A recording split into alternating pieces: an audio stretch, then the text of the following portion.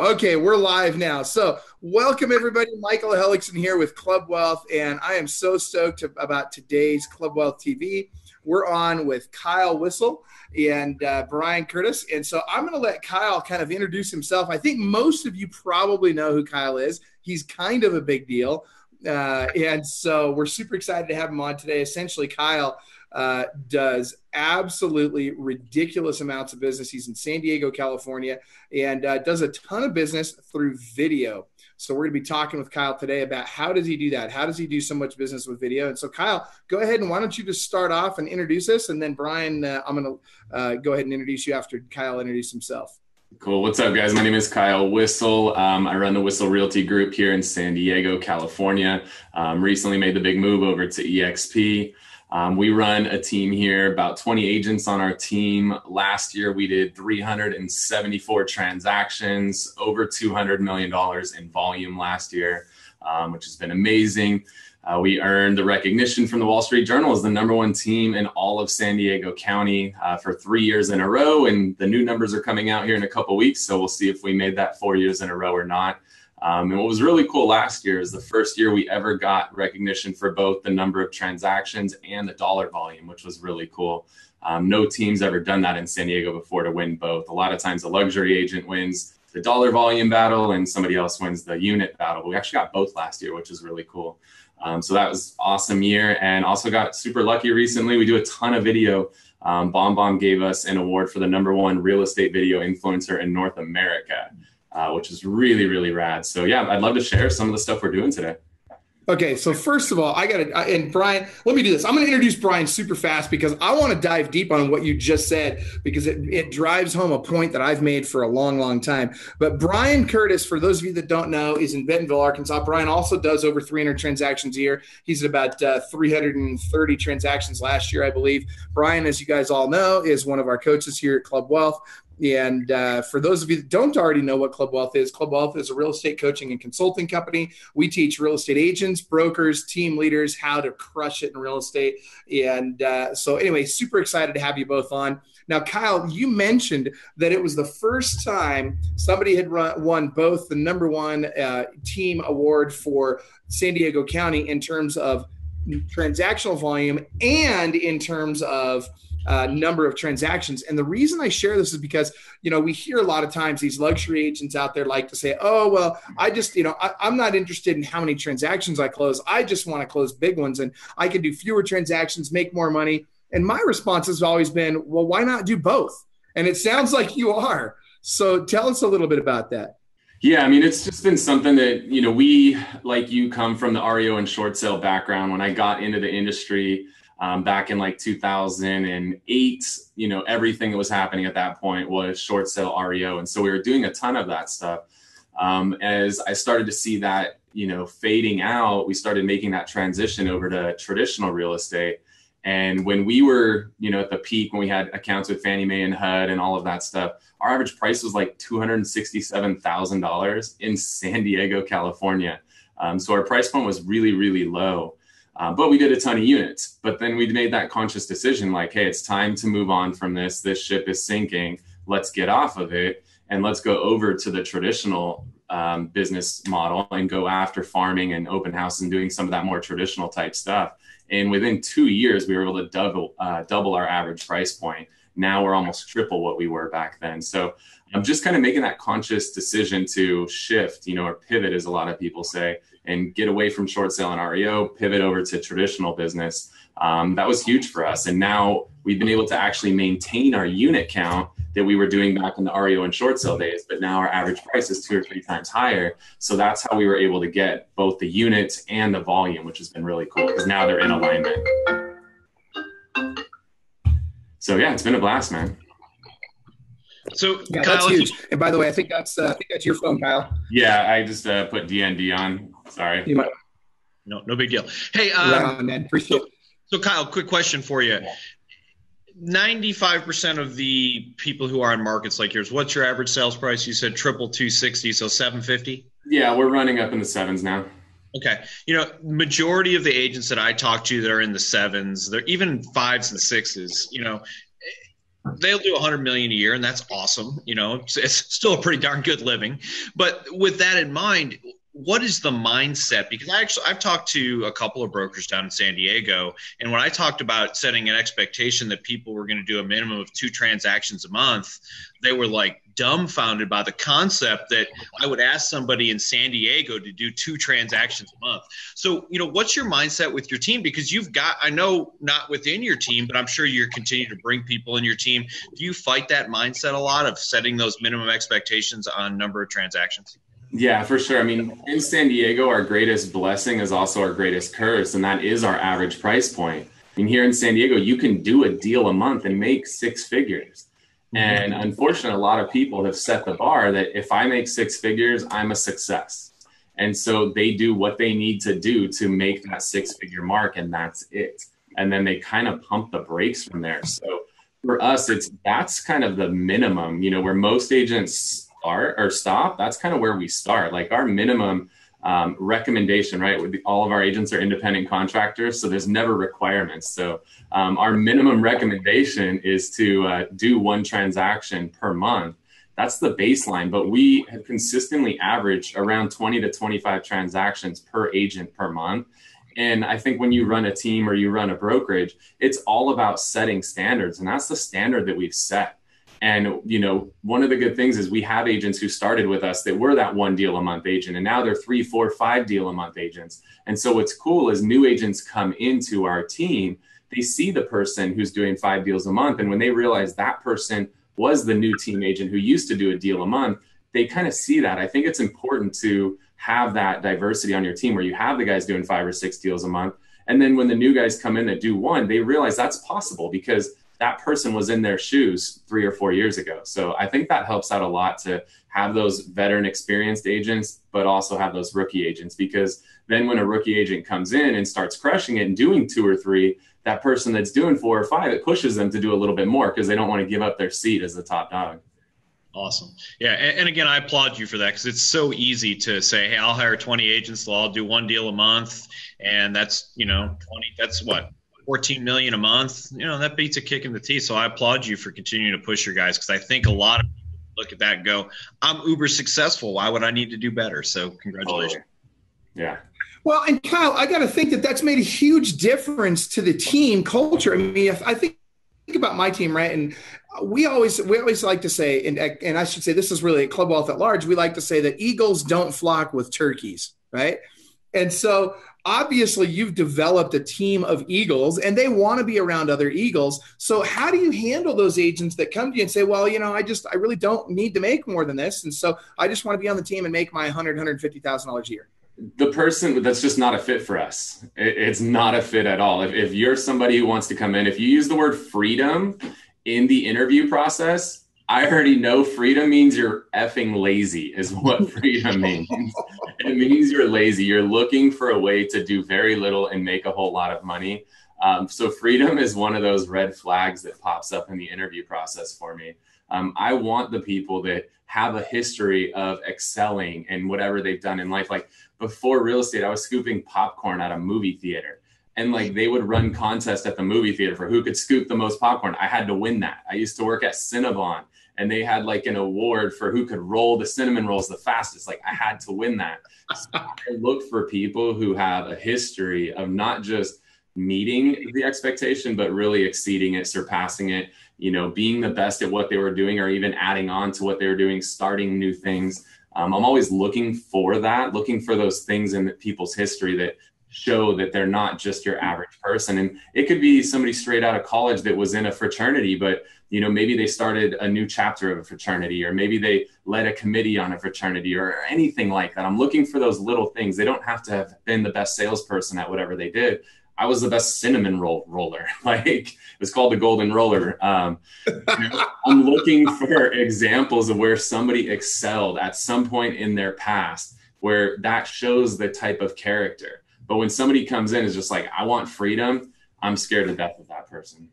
So let's Kyle, ask, the golden roller. Sorry, go ahead, Brian. so let's ask a couple more questions out there, because what you're doing is talking about some interviewing process, which I think is really, really, really vital. And, I'll be honest, I give a lot of people a shot, and I've made some mistakes. I'm sure you have too. It's just sometimes people are better interviewers than they are workers.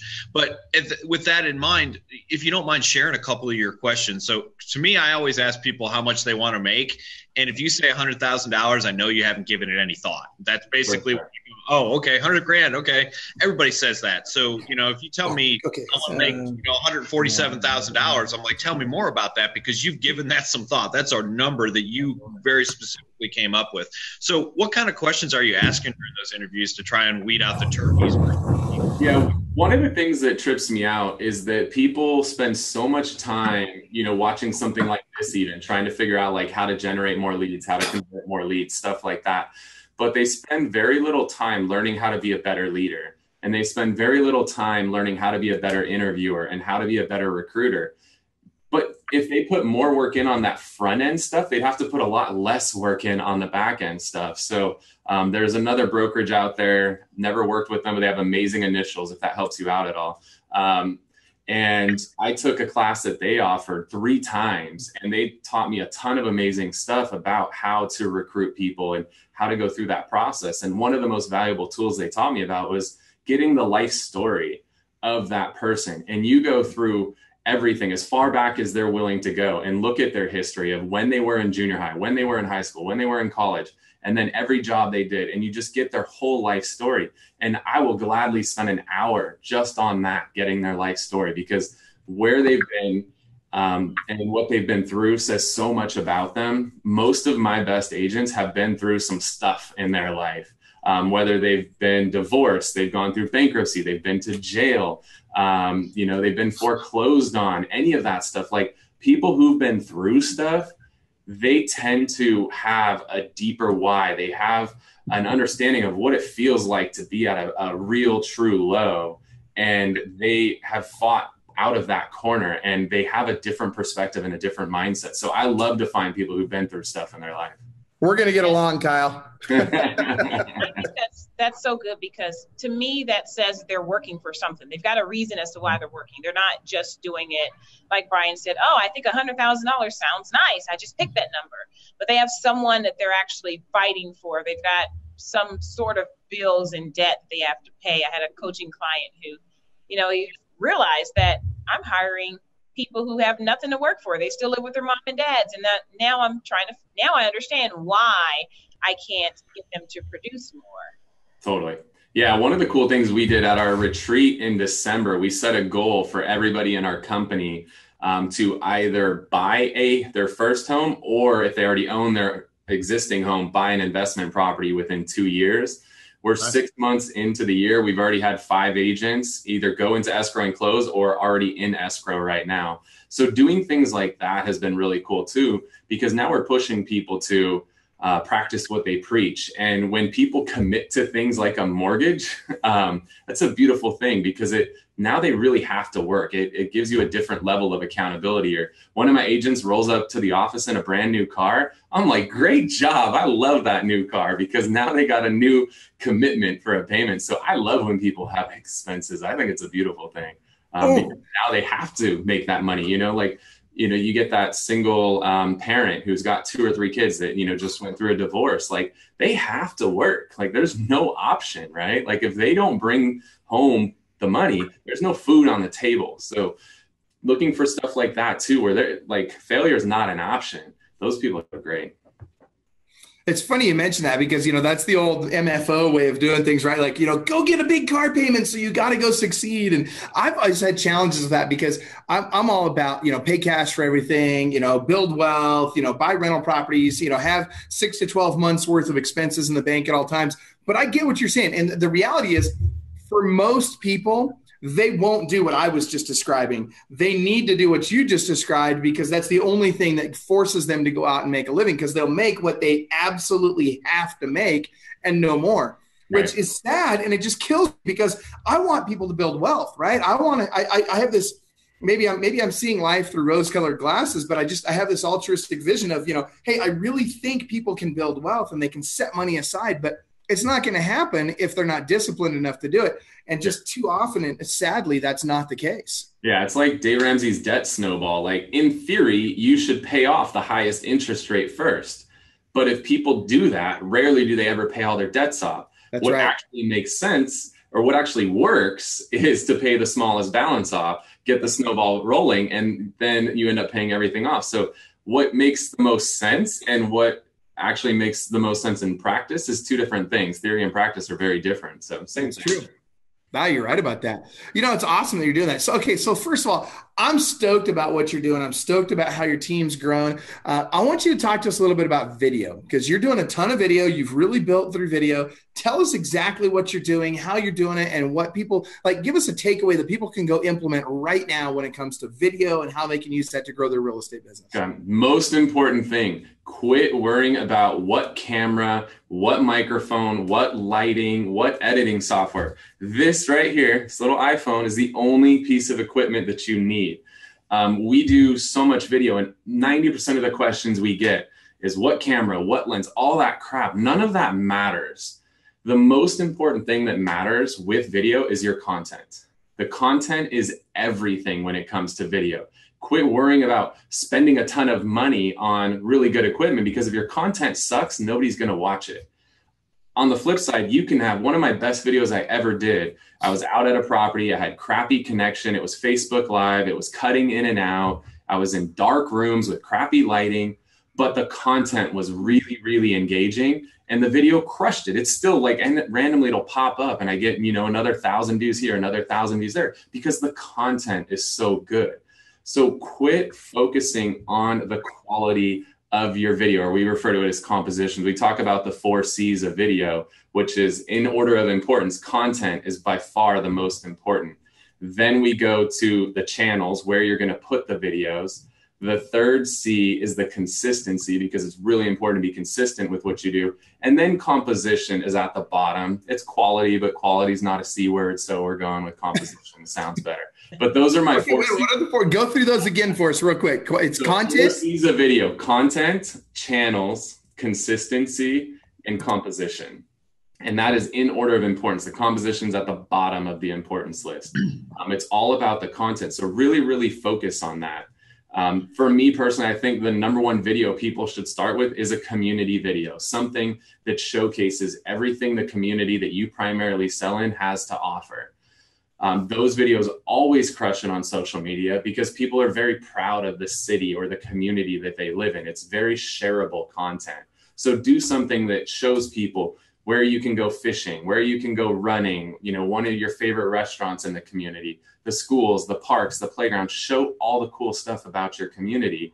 People love that. It's very shareable. But the best part is that content can be reused in every video you do from that point forward, because anytime you do a video, you're starting to build this library of content. And now when you list a home in that area and you want to showcase the lifestyle that goes along with that home, you can reuse that community, footage from that community video over and over and over again. You don't have to go reshoot that stuff every time you do a new listing. So start out with a really good video, just showing everything that your community has to offer. That's kind of like the baseline. I think that's one of the most important videos for people to start with. Kyle, who are you using in order to edit that down? So if they're just using their smartphone, then what are you using to edit that in? If we're, it takes time to go to all these several different places. So there's different editing softwares out there. Like if you're on a Mac, iMovie totally gets the job done. If you're on a PC, Windows Movie Maker, like those are free softwares that are built into your computers that you guys can use to edit. There's plenty of apps out there that you can do editing with. Just don't overthink the editing. You could do it with an Instagram video where you just shoot 10 seconds of the lake with, kids fishing, and then go back and shoot 10 seconds of people riding bikes on a trail. And then it just stitches that together as a quick little video. So just don't overthink that. It's all about that content. For us personally, I actually think I had a D-Rock before Gary Vee had one. We started with a video company who helps us send out videos twice a month to our database. I think it's a really smart thing to do. And I started to dabble in video with that, but then I decided that wasn't enough just to do a couple videos a month. And so I went through this discovery process where I looked at, we did, I think 150 listings the year before. And I looked, I was like, man, 150 listings. How much money did we spend between the photos and the videos and everything on those listings? And it averaged out to about $300 a property. Some of them were just photos and it was like $150. Some of them were everything with a drone and all that with video, and we were spending $1,500. It averaged out to like $300. So then I did the math and I was like, well, 150 listings, $300 a property. I spent $45,000 just to shoot photos and videos of my listings. Well, what if instead of outsourcing that, spending $45,000, what if I brought that in-house and I hired a video guy at that point for $4,000 a month? Basically the same amount as what I had paid the previous year. But now I had somebody who not only would do all my photo and video shoots, but now I had him 40 hours a week to do anything that my crazy head could come up with. And it's been amazing. So we've done a ton of stuff with that free time, because now everybody out there is always outsourcing. It's a pain in the ass because some other agent has your photographer, your videographer booked, and now you're scrambling, trying to find backups and backups. Well, we got our own guy now, which is beautiful. So I don't ever have to deal with that. I can get a lot quicker turnaround times on my photo and video, and I have consistency because it's the same person shooting day in, day out.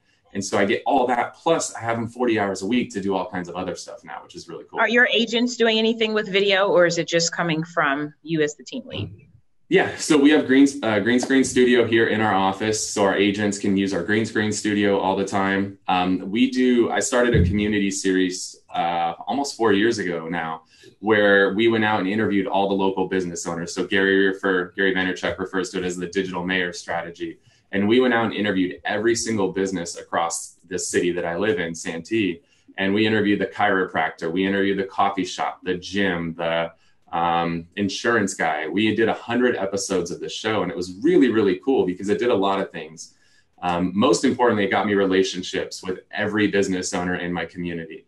Business owners tend to be the people that have the most money, have the most connections, and have the most influence in the community. So I literally know every single business owner in my community, which is really, really powerful. One of the biggest listings I've ever taken was from the senior community that we interviewed. And the owner of the senior community happened to have a $4 million property that he needed to sell. And I had that relationship because of that video that we did with him. And then the other thing that's really cool is now you're putting out content to an audience that's very different in my community. What people are traditionally putting out there when it comes to video. Normally everybody's doing a video and it's like, here's a beautiful 3-bedroom, 2-bath, 1,500 square foot home listed for $400,000. Like, nobody wants to see that crap. That's boring. So when you can actually get in front of your audience on a regular basis, which we called it Santee Saturdays. So we did it every single Saturday for 2 straight years. We were consistently putting content out in front of our community they actually cared about, because it was showing them all these cool things around the community that they didn't know existed.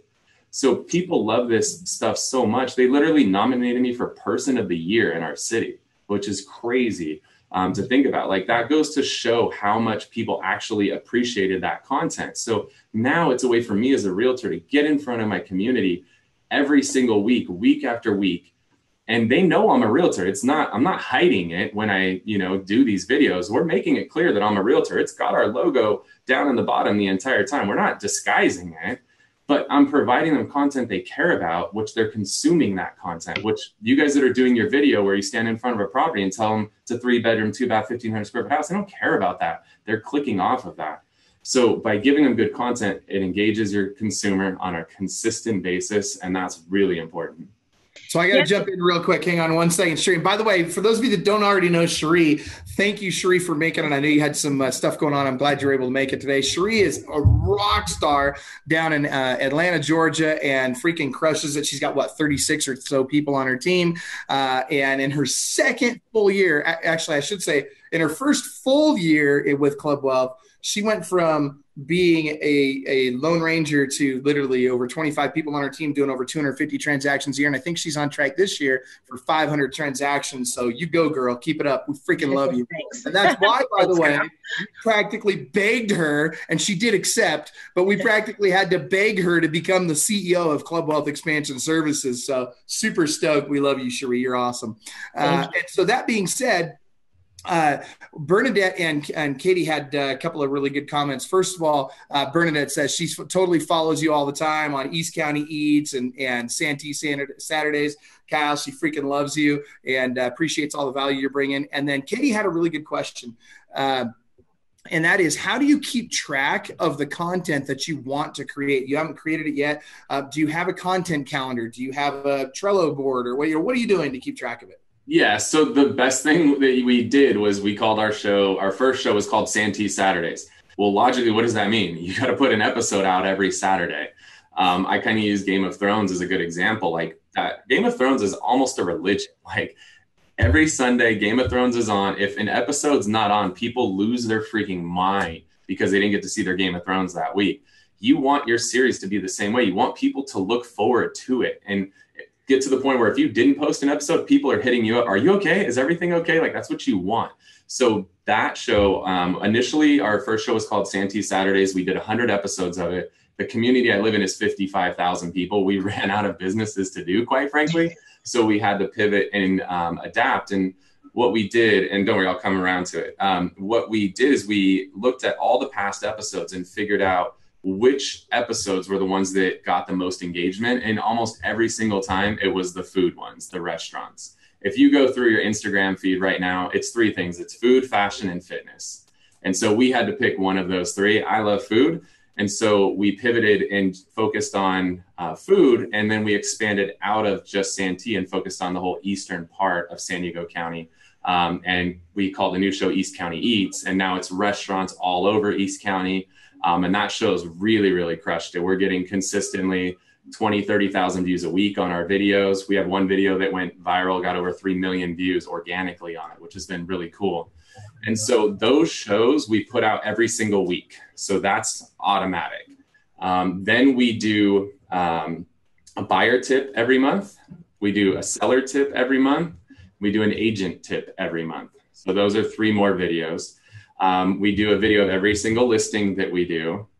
And then we record our office meetings. And so, again, I'm a huge Gary Vaynerchuk fan. One of the things he talks about is document, don't create. So we record all of our office meetings, which does a couple cool things for us. One, it allows us to build that library of content. So when an agent says, hey, I have a question about doing open houses, I can say, boom, watch this video. I don't have to regurgitate that content over and over again. The other thing is cool is we can share that content with the real estate community. So we can take snippets from our meetings. We started a Facebook group called the Whissel Way, and all we do is just give back in that group and just say, hey, you want to do open house? Here's a little 5-minute thing of Kyle talking about how to do open houses, because we're huge on giving back to the community, because we know the more we put into the real estate community, the more it's going to give back to us. And so when we're out there consistently helping new agents, get off the ground or even get to that next level, when they have a referral or they're thinking about what brokerage they want to join, we're going to be the person that they call. So we love to give back and share what we're doing in our own office meetings. So we kind of have like an open door policy on that. So our big series, East County Eats, every week, a buyer, a seller, and an agent tip every month, every single listing that we do, and every single meeting that we do. That's our content calendar. Let me just clarify something. When you're doing this in reference to the eats around the county, you're doing it about that particular restaurant. You're not mentioning a house. You're not throwing something of that in there, correct? Correct. Yeah. Okay. The whole goal is we want those videos to be what's referred to as evergreen. So if I pitch a listing on a show, that show is not evergreen, because a year from now, that listing's long gone and they can't use that video again. So every video we do, we try to make it as evergreen as possible, so that, let's say a restaurant's running a promo on something, they can use that video over and over and over again, whether it be a month down the road or a year down the road, they can reuse that video. A lot of the restaurants have taken our videos and put them on the front page of their website, and then like as seen on East County Eats. And we got little stickers made that they all have in the windows of their restaurants, like Yelp sends you for your windows. So it's been really cool. One of the things that we've added on recently is we're doing happy hours now. Because we get so much engagement on these videos, we wanted to find a way to take this online audience that we've built. I think the page has about 18,000 likes, true likes, not BS likes like a lot of people have. I have people all the time like, I got 18,000 likes on my page. And then I look at their content and it's like one comment, one like you clearly paid for those. Like, this is true quality likes where there's constant engagement on everything that we do. And we're doing a happy hour now. So we're inviting people to come to one of the restaurants that we featured to come have a drink with us so that we can take those online relationships that we've created, take them offline. And now that opens the possibility for people to show up and just like, hey, I was thinking about buying, I'm thinking about selling, which has been really cool. And one of the things that's been cool as well is like when I do an open house now, people come in and like we're instantly in rapport because they've seen the show.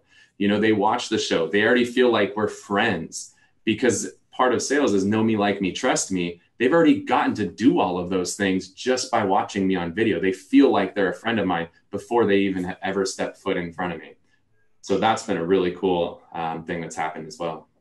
What I think one of the things I want to make sure that a lot of the agents is hearing is that these videos that you're making it about the community is also bringing business in for you, but it's really starting with the community. So you have others who think that they have to always throw in a house or call me if you're thinking about doing this or whatever that is. And they don't necessarily really focus on that community, that business. So it's not received the same way, but those business owners are seeing business come from you, which in turn builds you up in their mind and also helps with referrals. So a lot of agents need to really understand that. You know, we always talk about making things about someone else. We talk about giving and then you shall receive.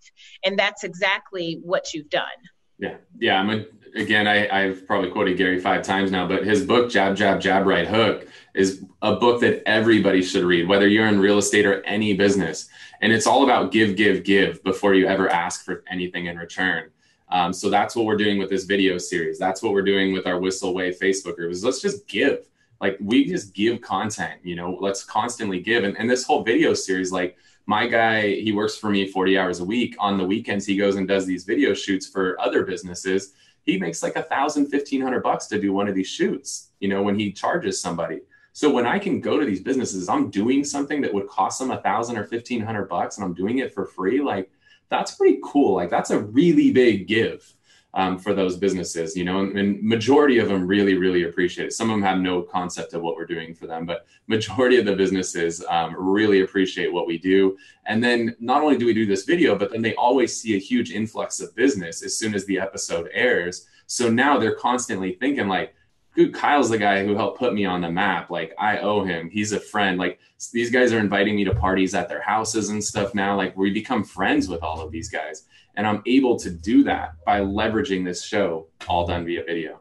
And guess what happens when you're at these parties and they're now your friend introducing you to their friends, and business owners tend to have friends that have a little bit of money. Exactly.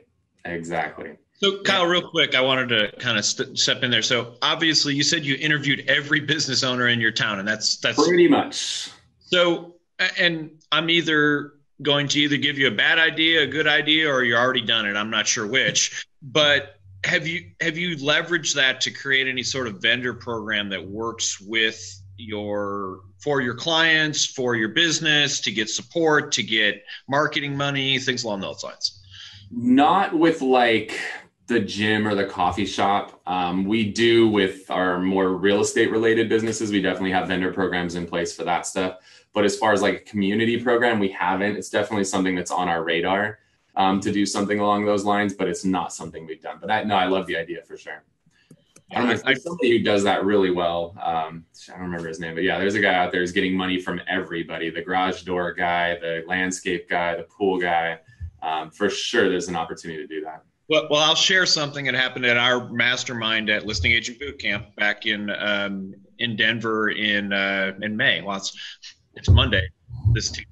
So we had a gentleman in there, and this is kind of a neat concept where he's actually built an app, and people pay a monthly fee to be on his app.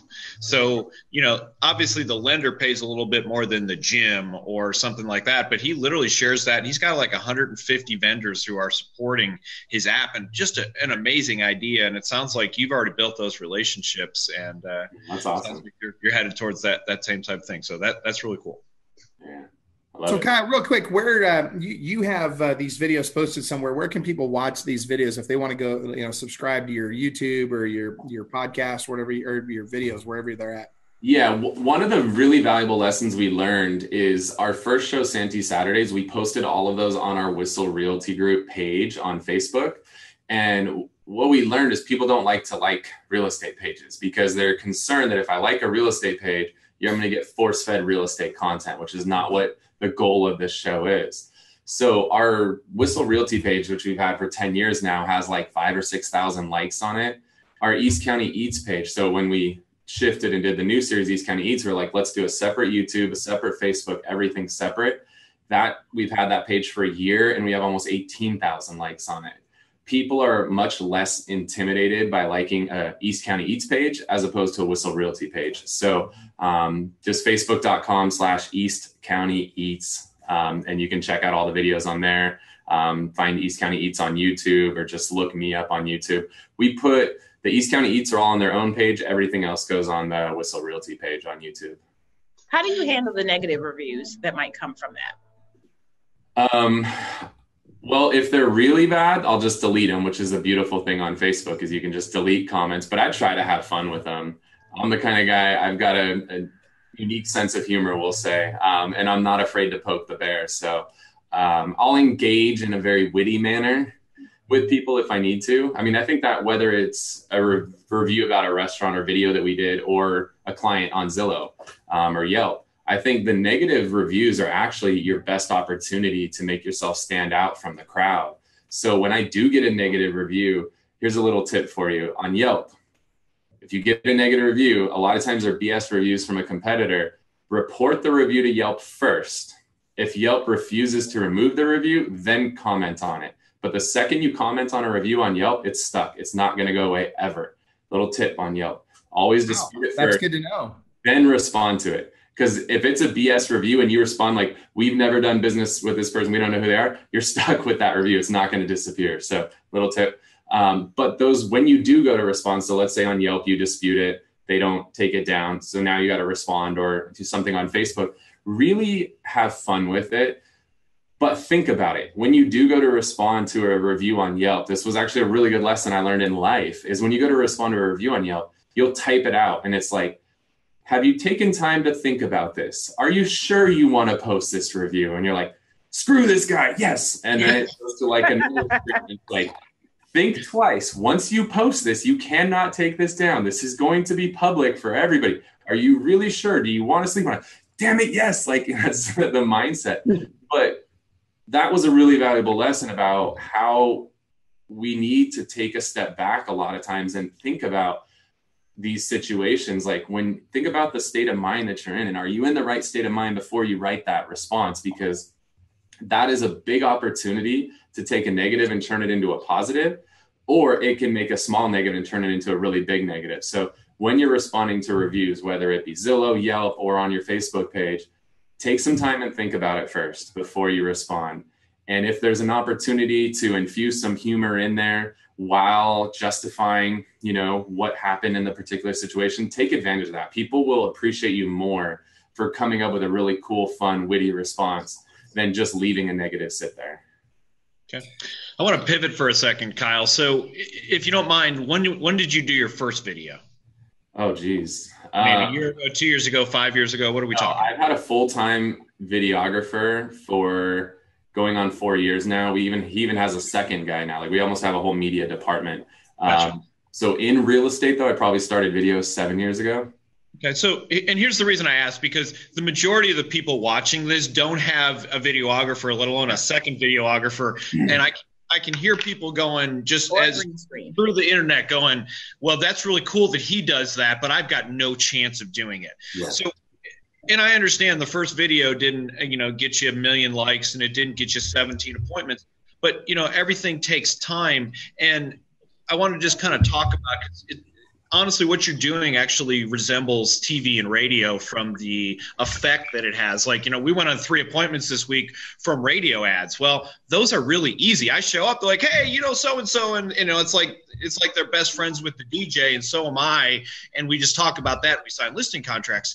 And my guess is that you've seen that iteration. How long did some of that stuff happen for you, for your agents, for your listing agents, for your buyer's agents before that started to have some real traction and make their life 10 times easier? Yeah, well, let me just touch on it. Again, this is the only thing that you need. You don't need all the crap that we have. Like, that's what we do. You don't need to. This is all you need. And Facebook Live is your best friend right now. Our East County Eats videos, to give you perspective. All right, we got to plan the place that we're going to go to and prep them. We have a whole video to help prep them of what to expect. Then we show up there. We record for like an hour, usually 2 hours, because I do stay the whole time and work the relationship while we're there. Then my guys come back and edit for like 6 hours. So we're like 8 to 9 hours in to put one of these videos out, and they get 20,000 views on average. Well, also, while we're there at the restaurant, I record a little video with this Facebook Live and I post it. We're getting like 5,000 or 6,000 views on those videos. There's no prep time. It takes 10 minutes work, right? 5 to 10 minutes. There's no edit time, and I'm getting 5,000 or 6,000 views. So you don't need to do what we do with the videographers and all this crap. Like, this is it. This is all you need. This and Facebook Live and Instagram Live, like, this is your best friend. This gets you so much, because Facebook, they're running TV ads to promote Facebook Live. Like, they want people to use Facebook Live. And when you do, they reward you by boosting the results and, putting you up toward the top of the rankings. So leverage Facebook Live. It is your best friend. Your cell phone and Facebook Live is all that you need. I mean, I'm using a webcam that I think I got 6 or 7 years ago. Like, you don't have to have a bunch of fancy equipment. Like, that's what I'm saying is people are always asking what equipment, what editing. It doesn't need to be that. Facebook Live and your cell phone is all that you need right now. That rules the world. We got a cool little thing. This is a cheap investment. It's literally a stick that holds 2 phones, and one is running Facebook Live and one is running Instagram Live. So that we can run them both at the same time. Like, if you want to spend some money on something, go on to Amazon and spend, I think it was like $30. It's literally a dual phone holder on a stick. If you want to spend some money, buy that. Okay. And then borrow a friend's phone or something. That's all that you need right now. So just real quick, I want to make sure, because this, and I want to convince people that what you're doing makes sense, even at the 2 phones, the 5 minute. So how much easier, if before every appointment that you went on was a 10, was how hard it was, how much easier is it to go on appointments today for you? I'm not sure if you're going, but for your agents, what's the difference? Because that's what really makes sense. Yeah, it's huge, because again, when somebody is going to do business with someone, they got to know them, like them, and trust them. And we typically have knocked the 3 of those out before we ever walk in the door. So a lot of times we're walking in, and instead of having conversations about price and commission, we're having conversations about, did you go try the pho burrito at that place? Or did you try the mac and cheese fries over at that place? Like, we're having those conversations as opposed to the commission conversations, because we're in relationship from the second we walk in the door. And it's really big when we do like community events. We have booths at, all the concerts at the park and the movies at the lakes and our open houses, all that stuff. And people are automatically coming in and they're talking about the series. Like, they're opening the conversation for us, whether it's me or my agents, we're all benefiting from it. And then I, a lot of times will, allow the agents to start, hosting the show themselves. So now I'm starting to add value for my agents, because now they're getting to be the one in front of the camera and they can send that out to their sphere. And it starts to tap into different spheres of influence, not just mine, but now it's tapping into all of theirs as well. It's awesome. It almost feels like every appointment you're going on is a referral. Yeah, it's so much easier. I mean, we all practice, we role play our presentations week after week after week, but then you go into the appointment, you rarely ever even need it, right? Because you're already in relationship with that person. So I want to jump in here, because what I'm hearing is that literally you're getting the same kind of response and the same kind of celebrity status out of what you're doing now that we were when we were spending. I mean, we literally used to spend almost $40,000 a month on TV and radio. And so what I want to know is, what is your total spend between the production, the boosting, promotion, everything you do to pull this off? What is your total monthly spend? I mean, the only spend is just the media guys, right? The good thing is I hired guys who had all their own equipment. I didn't really have to go buy a ton of equipment for them. That was a smart hire if you're going to hire a videographer. we bought a green screen. Actually, we painted our wall green. We did a green screen studio, which people are intimidated by green screen studios. Go on Amazon. They're like $100. Like, it's not expensive to get a green screen studio. It's like a green sheet with a couple of light bulbs that shine on your face. You don't have to spend a lot of money on that stuff. So, you know, we have guys that do the editing and all that stuff. So that's my spend. $4 or $5 grand a month is what I spend on my guy. But again, you don't need that. What's funny is even my video guy who has all the equipment in the world, there's a new, it's like a case and a lens combination called Moment. M-O-M-E-N-T, Moment. He's actually been shooting a ton of video with his iPhone. Like a professional media guy is using iPhone with a Moment lens on it. And you almost can't even tell the difference between a video he shot with that versus his $5,000 DSLR camera. But you're not doing any boosting or anything, it sounds like. Is that right? Very little. We pump, like our East County Eats, we pump $10 a day into it. So basically $70 per video. That's unbelievable. Spending a ton of money. Just spend a little bit, get some traction rolling on it, and that's it. We're not spending. Well, and it comes back to those 4 C's, right? You've got great content, and the one that I think, besides the content, the one that I think is probably the most important is the consistency. Would you agree on that? Yeah, you don't want to just wing it and be like, oh, I feel like shooting a video today, and then do it. Right. Like, have it scheduled. So I always tell people, like, the best thing, do a Facebook Live show and pick a day, whatever you want. 2-minute Tuesdays, wisdom Wednesdays, foreclosure Fridays, like whatever. I don't care. Come up with a name and a day of the week, and then just block it into your schedule. Every Friday at 10 o'clock, I'm going to talk about the foreclosure of the week, and do it via Facebook Live. That's it. And then you're doing that every single Friday. It's just automatic. That's what I do. 10 o'clock Fridays, I do foreclosure Fridays, or whatever you want to do. Come up with your own thing. The Mortgage Minute Mondays, like, cool. Whatever you're into, pick a day of the week and set it. And then you just do that. That's your routine. It's part of your time block schedule. Love it. I love it. That's awesome. Okay. So let's shift gears for just a second. Well, let's back up. Is there anything else about video that you think is mission critical that our audience knows about? Just Facebook and Instagram Live, hands down, the most important thing right now. And I guess the other really, really important thing is be authentic, be you. Don't try to emulate somebody. Don't emulate me. Don't try to emulate $1 million listing just started back up. Don't try to be Ryan Serhant. Don't try to be Frederick Eklund. Like, just be you. And if you're quirky, then be quirky. If you just be you. Like, you wear a suit and a tie all the time. That's you. If I wore that, it'd be weird. Like, that's just not me. So, like, dress the way that you dress. Talk the way that you talk. Use the mannerisms that you use. Like, I said some stuff like I went in a property and there's like holes in the wall. I'm like, oh, check out these cool custom built-ins. Like just have fun with it. Like, really be fun. If you're going into a video and you've got like a piece of paper and you're like, again, 3-bedroom, 2-bath, 15, like, they can freaking read. People know how to read. Tell them something they don't know. Like, add some value when you're doing a video. Please, I beg of you, please stop doing these Facebook Lives where you walk through a home and tell them there's a fireplace over here and there's granite counters. They can freaking see the granite counters. Like, we had a guy the other day in the group. He posted a video of him doing like the floss thing. Yes, yeah, it was hilarious, man. It was freaking funny, but it was like, would I do that? No, man. First of all, I can't dance, but you know what? It's him. And here's the interesting thing. And Kyle, I agree 100% with what you're saying. Because when you're yourself, you attract people that are attracted to you. And now when you start doing business with them, you meet them in person. Guess what? It's natural and it makes sense. But if you're trying to be somebody else, eventually they're going to figure out that you're not that person. Eventually they're going to figure out that you're a complete fraud on video because you're different in real life, right? So be the same person online that you are in real life, and you will be attracting the people that you need and want to have in your business. Yeah, there's a story I heard recently that really resonated with me. And all right, so a man and a woman, they're rolling through the desert with a camel, and they roll into this town. And initially the man's walking the camel, the woman's riding on the camel, and he rolls into town, and everybody looks at him and is like, what an idiot. Why is this man not riding this camel? He has a perfectly good camel. He should be riding with his wife. And then they leave town. And the next time they come in town, the man and the woman are on the camel.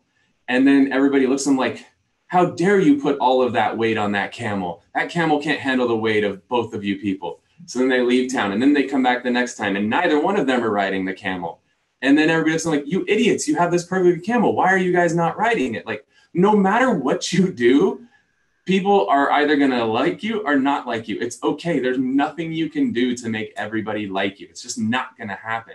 So just stay true to who you are. And the people that like you will like you for being you. And that's what you want. You don't want somebody to like you for pretending to be something that you're not. Because again, like you said, when they meet you, they're going to realize that what they saw on camera is not what they're going to see in person. And that whole know me, like me, trust me just went out the window.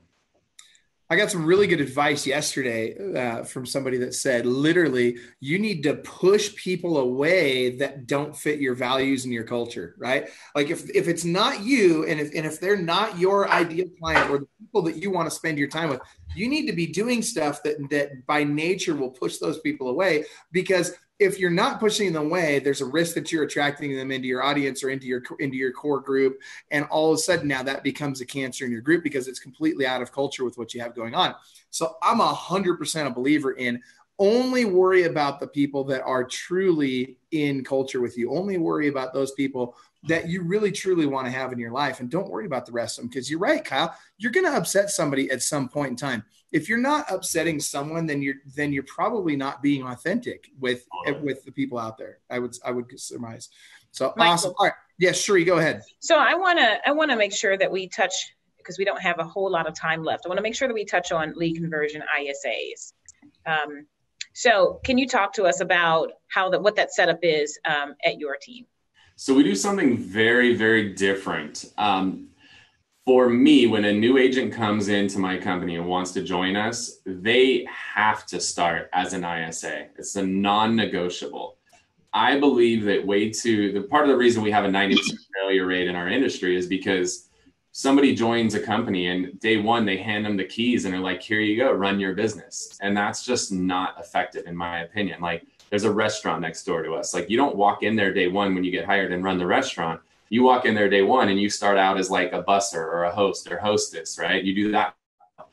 Then you move up and you become a server, and then maybe you lead a shift, and then you get the keys and run the restaurant. But in our industry, we let you run the restaurant day one. And I think that that's a huge flaw. So I love to start people as an ISA. Now for them, it's paid training. For me, it's boot camp. So within a 90-day period, they've got to set 10 appointments that show up. If they can't do that, then they don't get a spot on the team. It's very, very simple. But I want them to cut their teeth learning the foundation of our business, which is prospecting and lead follow-up. Because now I'm building this really solid concrete foundation so that when I start adding some of the more advanced stuff on top, when I go vertical in building terms, when I start building, I'm now building on a concrete foundation where if you start somebody day one and the first thing they're doing is like running Facebook ads and all this other crap, you're building on quicksand a lot of time. So I really want to make sure that I build a solid foundation for agents and then move them up and they earn a spot onto the team, which does a few things. One, it makes them extremely humble, which is huge. Humility, like my two biggest traits that I look for in people are humility, and they need to be humble and hungry. Those are like the two things I really love to look for in people. So they get humbled a lot by going through that experience. They realize how much work goes into setting an appointment and getting that appointment to show up. So it's really, really good.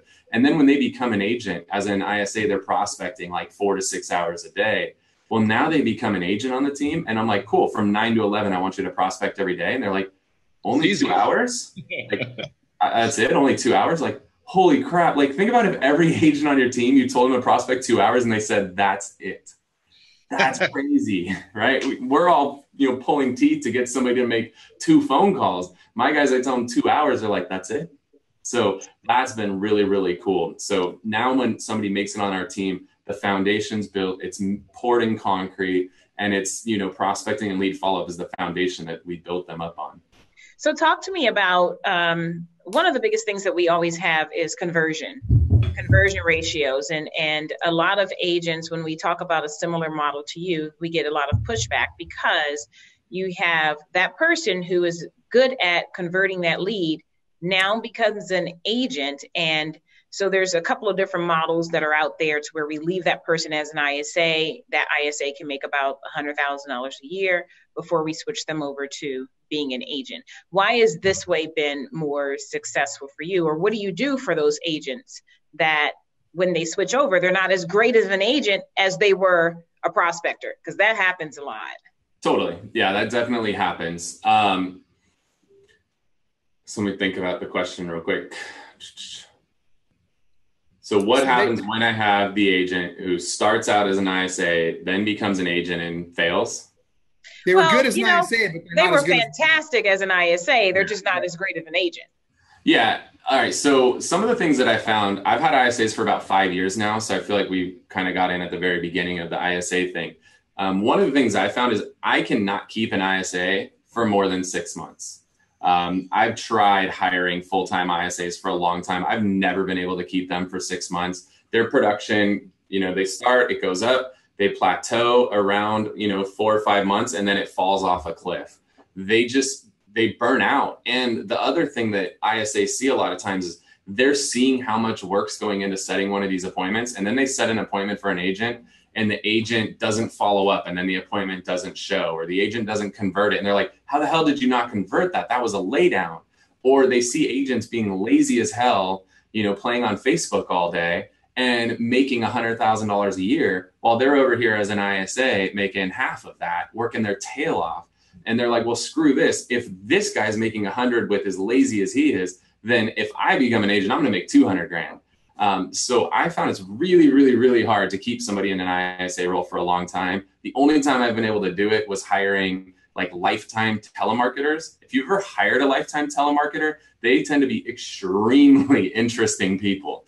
They are cut from a different cloth, to say the least. Let's just say there's things that are legal in California now that they tend to frequent. Like they're very unique people.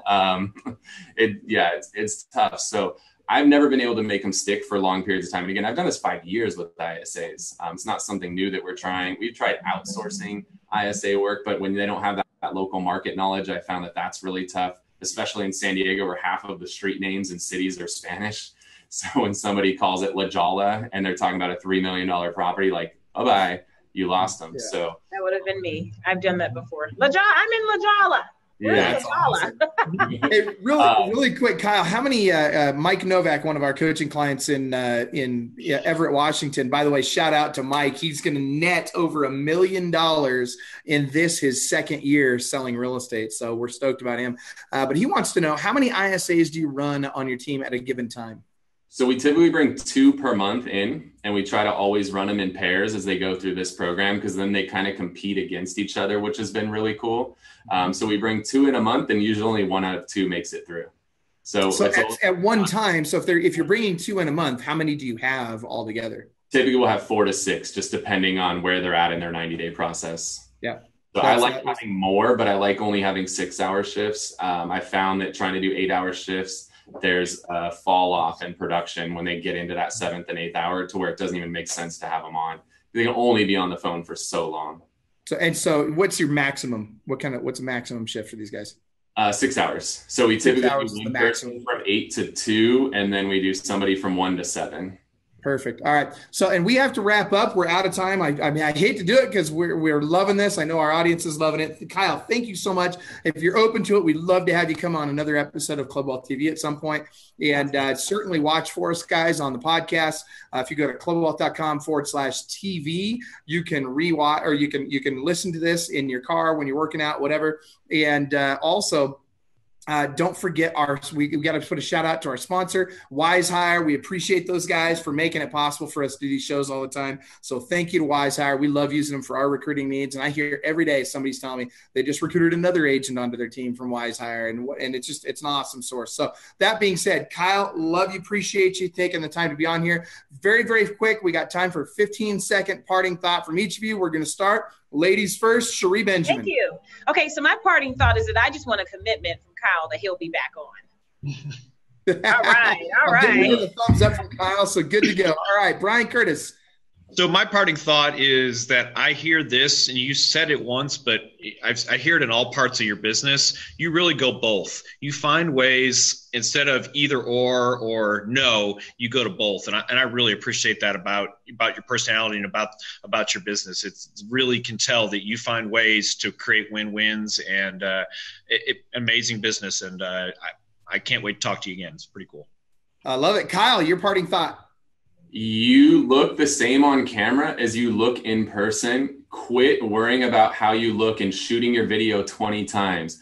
If your hair is screwed up on the first take, it's going to be screwed up on the second take. If you have a giant forehead like I do and light reflects off it, embrace it. Like, it is who you are. Get out of your head that people aren't going to like you because you're skinny, you're fat, you're black, you're white, or any of that crap. Like, get over that. Like, just go out there, be you, be authentic, own it, and the results will follow. And don't overthink it. Don't let that crap hold you back. Accept who you are. Embrace who you are. Grab your damn iPhone, shoot a Facebook Live, tag me in it. I'm happy to give you some feedback on it. You can join our group, The Whissel Way. A ton of people will ask for feedback. We're more than happy to help you guys out there. Awesome. I love it. That's awesome. And my big takeaway today is that you really, truly are the golden rolling pin. I freaking love it, man. That was awesome. I thought that was hilarious. So for those of you that are watching, thank you so much for being here. We got to jump on our coaches call with all of our coaches. That being said, remember, inside each one of you, there's a world-class beast just dying to get out. You got to choose to unleash that beast. So go do something at a world-class level today, whether it's rolling out Cinnabons in a world-class way or selling real estate in a world-class way. Figure it freaking out. Have an awesome day, everybody. We love you. Thanks for watching. Thanks, Scott. Bye.